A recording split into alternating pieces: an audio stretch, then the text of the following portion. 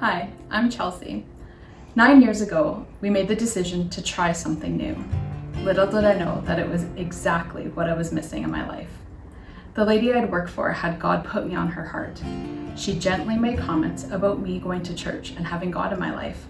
I just couldn't wrap my head around the thought that life could be completely different if I only had God in my life. 2 years later, I was in a pretty low place, and I remembered my boss had mentioned the meeting place, so I decided to try something different. What was missing in my life? Life was empty. I had lots of anxiety. My parents were divorced when I was 2. My dad was never really in my life.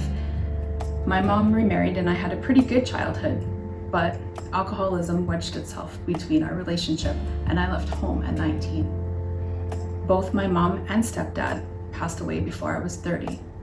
And I've been blessed growing up close with my mom's family, but I was still alone. And then I experienced probably the most disastrous year of my life. Looking to be loved, to belong, to matter, to feel special, I became more broken and hurt than ever before. That was when I decided I was going to concentrate on 3 things: myself, my daughter, and my faith. Everything changed after that. I moved, I met my husband. We now have a blended family with 4 kids. Having God in my life gave me reassurance and confidence that I am never alone.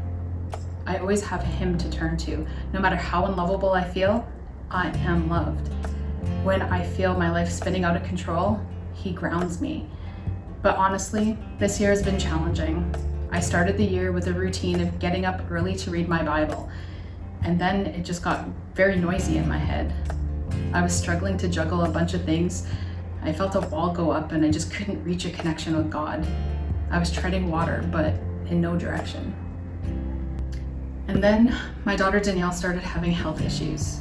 The evil one was hitting our soft spots as hard as he could. So we've been praying together every night.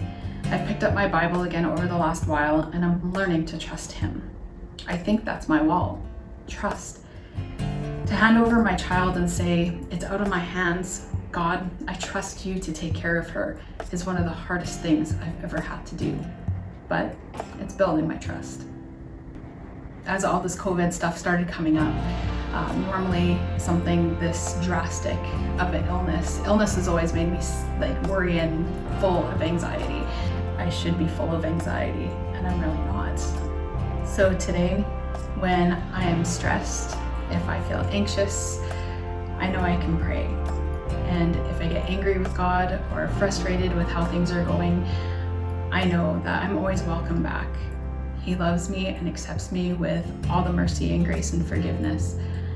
And I've never experienced anything like that before. Life may have made me an orphan, but I know that I always have my Heavenly Father. I am never alone, and nobody here on earth can ever make me feel as accepted, as forgiven, and as loved as He does.